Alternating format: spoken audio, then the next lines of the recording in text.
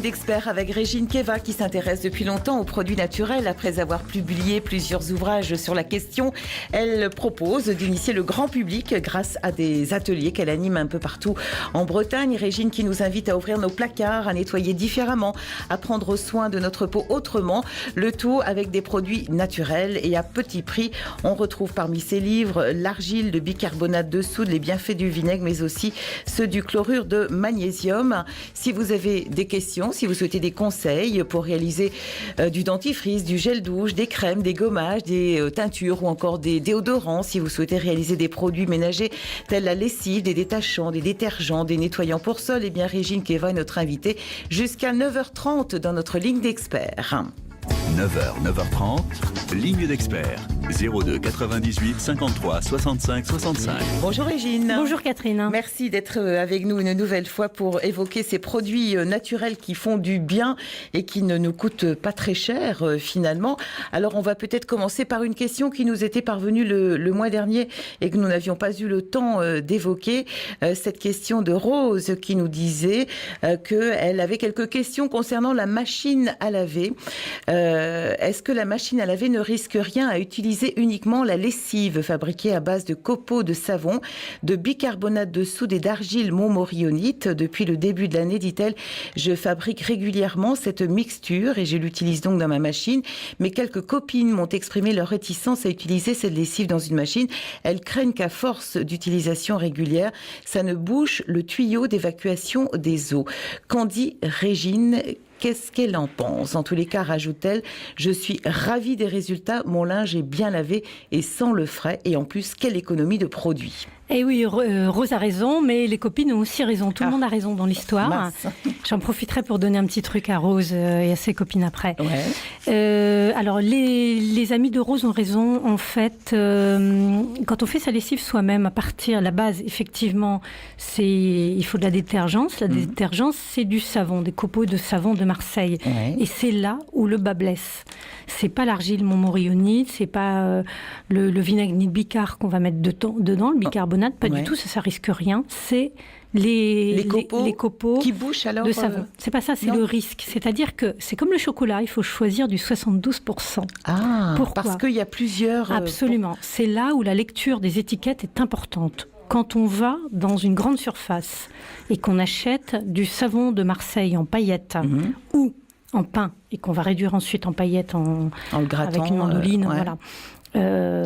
Par la suite, il faut surtout s'assurer que le savon qu'on achète comporte au moins 72% de savon de graisse végétale issue de savon. D'accord. Il y a un certain nombre de copeaux de savon de Marseille qui sont vendus dans des magasins, dans des grands magasins. J'en montre régulièrement pendant les ateliers. Ouais. J'ai mon paquet pédagogique pour montrer. Alors c'est marqué, vous avez 98% recyclable, 98% de biodégradable, etc. On retourne le paquet et de l'autre côté, qu'est-ce qu'on voit? Qu'est-ce qu'on lit? On lit copeaux de savon issus de environ minimum 31%, 32% de graisse végétale. Ah bon, oui. Donc ça ne le fait pas. Ça veut dire qu'il peut y avoir, c'est donc 31% minimum. Ça veut dire que le pourcentage supplémentaire... c'est quel type de graisse? Ouais, c'est ça, ouais. Et effectivement, les 3/4 du temps, c'est simple, c'est de la graisse animale. Et de la graisse animale, je suis désolée pour un certain nombre de métiers, mais élevés dans de mauvaises conditions, avec surtout des produits, des médicaments qui sont donnés et qui restent fixés dans la graisse. Hein. Et cette graisse animale, effectivement, est susceptible de boucher les tuyaux. D'accord. Donc il faut prendre celle à 70%, les copeaux à 72%. Que du végétal. D'accord. Ça, faut en être sûr. Hein. La graisse animale n'est pas de bonne qualité. Et faut prendre donc de la graisse végétale et régulièrement faire un cycle quand même à 70 et 90. Pour rincer, pour être bien sûr que ça ne bouge pas. Voilà, c'est ça. Et puis l'important, c'est que le bicarbonate qu'on va mettre aussi dedans, il va aider il va aider à dissoudre les graisses. Ouais. Donc ça, c'est important. Et puis, quand on va faire un décycle à 70 et à 90 une fois de temps en temps, on est sûr que ça va décaper la machine. D'accord. Voilà. Donc, bicarbonate, argile et copeaux de savon, on mélange les trois avec oui, des doses, c'est ça. Évidemment. Alors, les proportions, je les ai pas de tête, mais vous les trouvez effectivement dans le livre et peut-être même sur mon site. Ouais. Alors, on réalise des économies considérables parce qu'on utilise à peu près 20 grammes de savon en copeaux, c'est-à-dire une cuillère, 2 cuillères à soupe de copeaux pour 1 litre de lessive.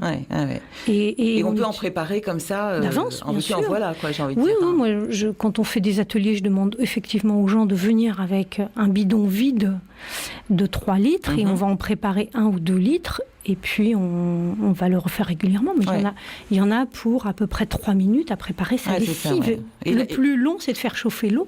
Oui. Et la qualité, donc, est bonne? Alors, la qualité, elle est exceptionnelle. On va l'utiliser, on va doser. Très souvent, les questions sont celles-ci. Comment je vais doser? Comme votre lessive habituelle. Au départ, on est toutes pareilles. On a peur de ne pas en mettre assez, donc on va mettre 2 bouchons au lieu d'en mettre 1. Et puis après, on va réduire, en voyant que ça a bien fonctionné, pour trouver la bonne dose. C'est pas très grave si on en met un peu plus. L'important, vous l'avez compris, c'est d'utiliser des produits de qualité au départ. Mais le bicarbonate, alors on dit souvent que c'est très bon pour le blanc, pour que le blanc devienne plus blanc, entre guillemets. C'est pas le bicarbonate qu'on va utiliser à ce moment-là, c'est le percarbonate. Le percarbonate, dans la famille carbonate, il y a le per. La mer. Voilà. Et le percarbonate, c'est ce qu'on appelle de l'eau oxygénée solide. D'accord. C'est-à-dire qu'à 30 degrés, le percarbonate se transforme en eau oxygénée et en carbonate. Les carbonates de soude, c'est les cristaux de soude, nos bons vieux cristaux de soude. Soude étant un abus de langage, c'est les cristaux de sodium. Il n'y a pas du tout de risque. Donc, le percarbonate, on va en mettre si on veut éclaircir le linge. Donc, pour le blanc, c'est génial. On prend la lessive, donc rose, et les amis de rose vont continuer de prendre leur lessive. Et au moment où on fait du blanc, on va rajouter une cuillère à café, à peu près, une cuillère à soupe, de percarbonate dans le bac, ou directement dans le linge, comme on veut. Et là, il va effectivement, à partir de 30 degrés, ça va se transformer en eau oxygénée.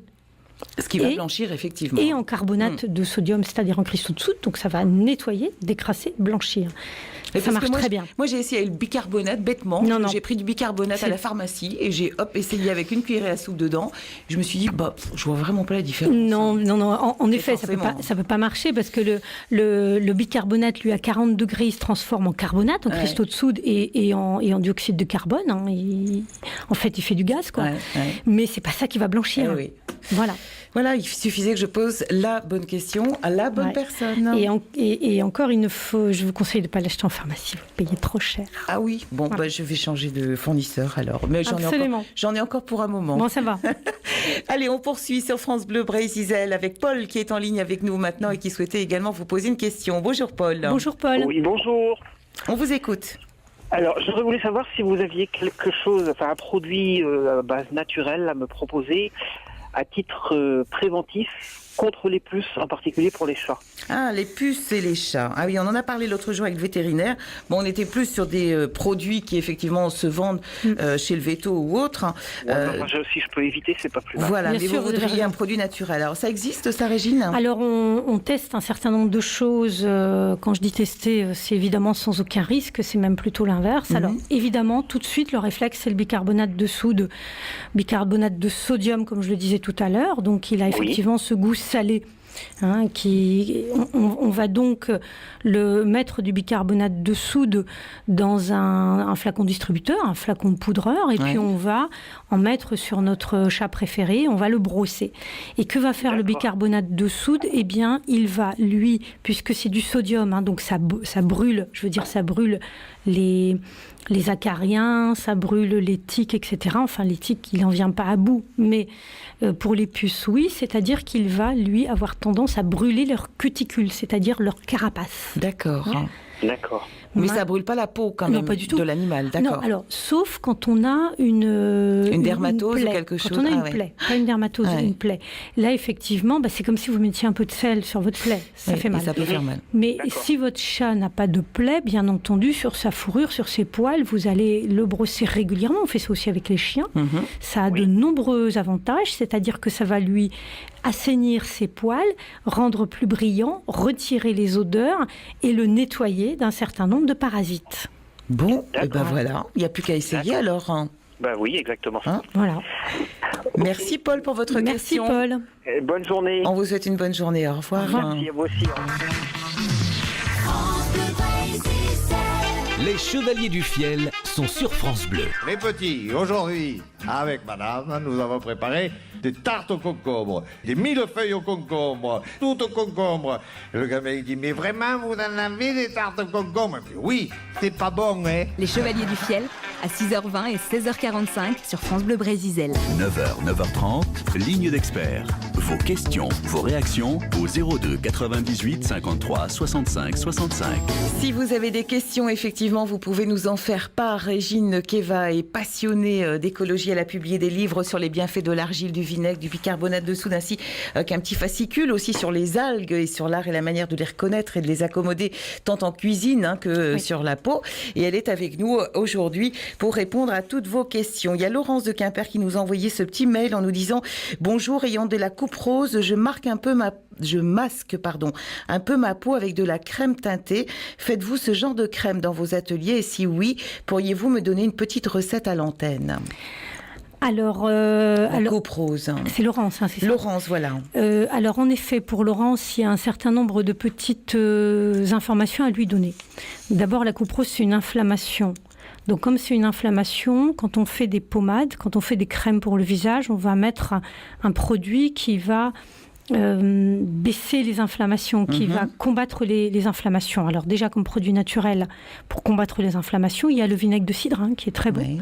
Donc déjà, elle peut effectivement s'en badigeonner régulièrement après le bain, après la douche. Il y a aussi l'eau de chaux qui marche très bien, qui est vendue en pharmacie. L'argile, non? Ça marche pas contre... L'argile, on va l'utiliser, pour teinter, pour avoir une petite pellicule naturelle sur la peau, pour éviter qu'elle brille, qu'elle renvoie trop la lumière, pour la nourrir. Mais de l'argile verte? Alors, on va utiliser à ce moment-là de l'argile rouge. Alors, il existe des argiles teintées magnifiques. Il y a des argiles roses, il y a des argiles rouges, il y a de l'argile marron. Le rassoul, c'est une argile qui vient de la région de Fès et qui est marron. Donc, c'est très souvent cette argile-là qu'on utilise sur les plateaux de maquillage, sur les plateaux de télé pour maquiller. Pour éviter tout ce qui est transpiration avec les spots. Exactement. Et puis, pour unifier le teint. Donc, effectivement, quand on fait des crèmes, dans les ateliers crèmes qu'on fait, on apprend à utiliser et à doser ces produits-là selon la peau, parce que l'inconvénient de l'argile, c'est qu'elle va assécher la peau. Quand on a une peau grasse, c'est très bien. Quand on a une peau sèche, il faut en mettre très peu. D'accord. Puisque ça se diffuse, c'est un nanomatériau naturel, 10 puissance moins 9, qui va se diffuser dans la crème. Donc il lui donne une très belle couleur, mais il va, au moment où on va l'appliquer, il va se diffuser aussi et absorber le sébum de la peau. C'est très bien, comme je dis, quand on a une peau grasse, mais pour les peaux sèches, il en faut vraiment très peu. Donc ce que peut faire Laurence, si elle ne fait pas ses crèmes elle-même, elle peut déjà, dans un premier temps, se mettre du vinaigre, comme j'ai dit tout à l'heure, pour stopper les inflammations et y remédier. Elle peut le prendre en extérieur, mais aussi en intérieur. Et là, on a notre bonne recette qui est l'oxymel, qui est une recette délicieuse.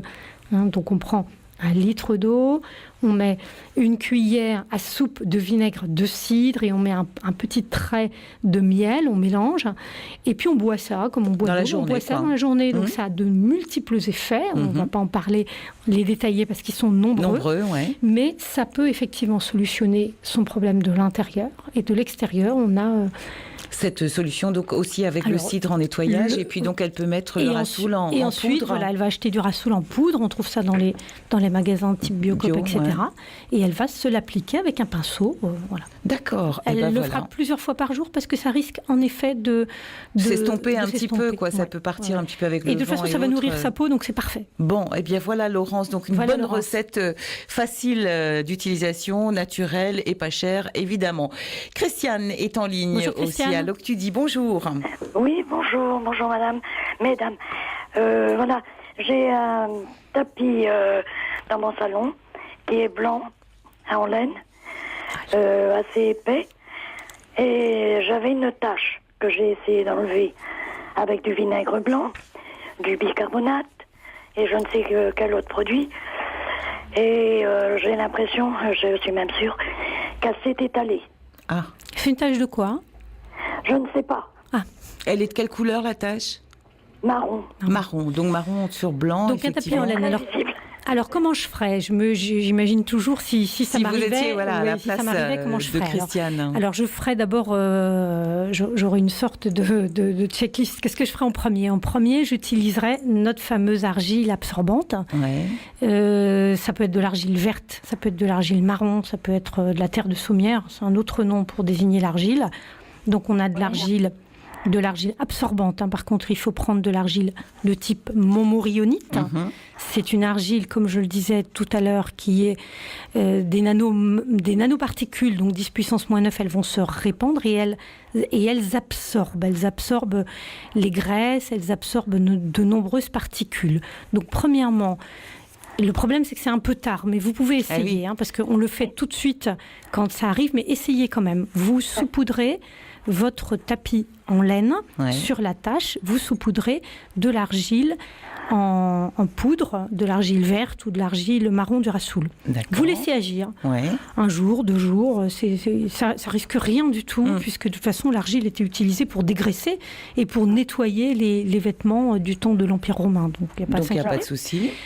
Et ensuite, vous allez aspirer. Bon. Ça ne marche pas. Il se peut que ça ne marche pas pour les raisons... oui, parce que si la tache est ancienne, ça s'est drôlement incrusté, quoi. Exactement. Oui, et puis je pense que comme j'ai marché dessus, moi et mon chien et tout le monde, je pense qu'il y a un peu de poussière qui s'est incrustée dans la tache. Bon, alors deuxième solution peut-être, alors si ça ne marche pas avec l'argile. Deuxième solution, je prendrais justement le percarbonate, c'est-à-dire c'est un agent blanchissant. Donc ce que je ferais... Alors le percarbonate, ça se trouve dans les magasins bio. Le percarbonate, vous allez d'abord le diluer dans de l'eau supérieure à 30 degrés. Donc vous prenez un bol, vous mettez à peu près une cuillère à soupe de percarbonate et vous le couvrez d'eau à 40 degrés à peu près, 40, 50 plus. Voilà. Vous allez voir, tout de suite, le percarbonate, il va faire un voile blanc dans l'eau, tout de suite. Et cette eau-là, vous la mettez sur votre tapis et vous laissez agir. On laisse combien de temps? Le temps que ça sèche, quoi, finalement? Moi, je dirais ça, et après, je rincerai. C'est ça que je ferai. Ah, il faut rincer derrière. On peut ne pas rincer. Personnellement, c'est exactement ce que je fais quand je veux nettoyer des éponges, vous savez, les lavettes qu'on a dans l'évier. Qui servent à tout. Je les couvre d'eau chaude et je mets du percarbonate et elles sont nickel, elles sortent blanches. Donc, je les rince à peine. On peut les rincer, mais ce qu'on va retirer, c'est des cristaux de soude. Donc, vous voyez, c'est pas très gênant. Donc voilà, ça vous fait 2 solutions, Christiane.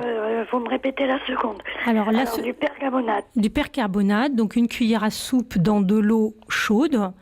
Et puis vous diluez bien ce mélange-là. Et ce mélange-là, le bol que vous obtenez, vous le mettez sur votre tapis. Voilà. Et puis normalement, ça marche. Voilà. Il faut frotter. Non, vous frottez pas. Ça partira comme ça normalement. Ça doit agir tout seul. Vous rincez juste le lendemain, éventuellement. Vous rincez le lendemain. L'autre solution, c'est de faire la lessive dont on a parlé avec du percarbonate et puis de passer votre tapis à la machine avec cette lessive au percarbonate. Une lessive de blanc. Voilà. Voilà, Christiane. Je vous remercie. Je vous en prie. Je vous en prie. Au revoir. Merci beaucoup. La javel, ça peut pas marcher, Régine, sur le tapis blanc pour enlever la tache marron. Alors la javel. Parce que ça blanchit aussi. On évite. Il y a un produit qui est intéressant, qui est un blanchissant et qui est un stérilisant naturel qui s'appelle l'acide peracétique qu'on peut fabriquer, qui est utilisé dans les hôpitaux, en alimentaire et qui est un produit absolument naturel, plus efficace que le chlore. Comme quoi. Incroyable. Hein. C'est dingue. Et qui n'abîme pas l'environnement. En plus, hein. Donc celui-là, on peut le faire soi-même aussi. On peut le faire soi-même. Je suis en train de revérifier toutes les recettes pour être sûre d'avoir les bonnes doses. Hein. Donc là, j'ai une dose, j'ai une recette de base, mais je voudrais bien la revérifier.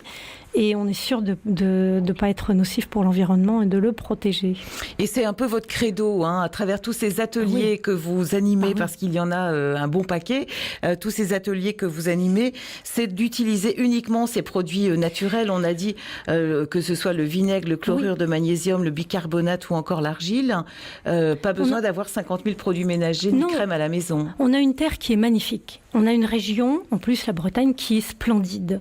Il faut la protéger. Et pour la protéger, rien ne vaut la nature. La nature protège la nature. Pourquoi se compliquer la vie? Pourquoi payer plus cher? Pourquoi jeter? On va être dans la semaine européenne de réduction des déchets. Exactement, j'allais y venir. Pourquoi acheter des bidons qu'on va jeter? Pourquoi acheter des produits dont on ne connaît pas l'issue des molécules dans la nature, alors qu'on peut faire soi-même les choses? Elles ont été faites pendant des milliers d'années. C'est à nous de nous réapproprier un savoir ancien. Voilà, il n'y a pas de raison qu'on soit plus bête que les autres et qu'on ne sache pas les faire. Voilà. Et justement, à l'occasion de la Semaine européenne de déchets, tiens, j'ai un petit chat dans la gorge, vous animez donc plusieurs ateliers. Je vais tousser, ça ira peut-être mieux. Voilà, dont le premier sera le dimanche 17 novembre, ce sera à Pouldergat. Et là, alors, vous allez proposer de faire il y aura une conférence déjà sur les algues. Oui, alors il y a une conférence sur algues et produits naturels au jardin, parce qu'on découvre aussi des vertus, par exemple les huiles essentielles au jardin, c'est formidable, ça marche très bien. Les huiles essentielles au jardin. Et oui, on les utilise pas beaucoup, mais en fait, quand on a un problème de champignons sur une plante, et moi j'ai sauvé un certain nombre d'arbres comme ça, eh bien, des huiles essentielles fongicides, ça marche. Formidable. Oui, formidable. Donc, à Pouldergat, ce sera dimanche 17 novembre. Alors, évidemment, il y a toutes les infos sur votre site internet, les horaires, etc. Il y aura aussi un rendez-vous à Rostronin. Ça, ce sera le lundi 18 novembre. Un atelier qui est grand public aussi, bien sûr. Sur le dentifrice. Alors, justement, Axel Perret me demandait tout à l'heure, comment est-ce que Régine fait du dentifrice? Eh bien, comme d'habitude, de manière très simple, c'est le mot qui revient à chaque fois. D'abord, on va prendre de l'argile. Je vais prendre des notes, parce que... On va prendre de l'argile parce que l'argile blanchit les dents, parce que l'argile désinfecte, en tout cas, va capter un certain nombre de bactéries dans la bouche. Voilà, surtout pour l'hygiène bucco-dentaire. Et on va lui ajouter un petit peu de bicarbonate de soude. Le bicarbonate de soude blanchit aussi les dents, nettoie. Il ne risque absolument pas, contrairement à une idée reçue, d'abîmer l'émail des dents. C'est aucun risque. Donc on va faire une pâte composée de... Juste avec ces deux produits? Oui, pour l'instant c'est ça. On prend ça, on peut y ajouter d'autres choses. Donc on va faire une pâte composée d'une grande partie d'argile et d'une petite partie de bicarbonate. Au début, je disais 3/4, 1/4, mais 1/4, c'est beaucoup de bicarbonate de sodium parce que c'est salé. D'accord. Donc, donc ça laisse pas un bon goût en bouche, quoi. Voilà.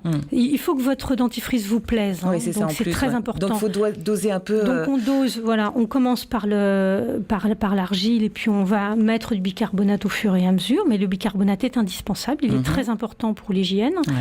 Et il va aussi éviter le saignement des dents. Si on a des gingivites, par exemple. Très, très bien. On rajoute de l'eau, j'imagine, à ça? On rajoute de l'eau, on rajoute une goutte d'huile essentielle de menthe ou de citron. Ça, c'est très, très bien. Et puis, on peut, quand on a des algues chez soi, c'est là où on va utiliser les algues. Figurez-vous que les algues brunes qui sont sur l'estran, qu'on va cueillir sur l'estran, elles ont une molécule une partie en tout cas, qui est anti-tartre. Ah, dites donc. Quand on met des algues brunes dans notre dentifrice, eh bien, on a un dentifrice anti-tartre. Mais dites donc, Voilà, c'est que les dentistes vont fermer leurs portes avec nous.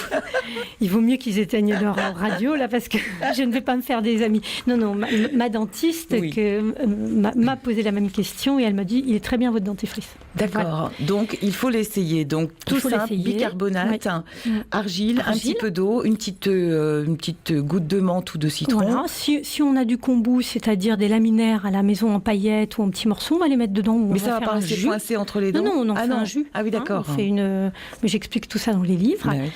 Et voilà pourquoi les chiens, quand ils vont sur l'estran, ils mâchonnent les stipes des laminaires. Des laminaires. Pour enlever le tartre de leurs dents. Effectivement, il y a l'action mécanique. Il y a l'action mécanique qui fonctionne bien, mais ce sont les algues brunes qui détartrent.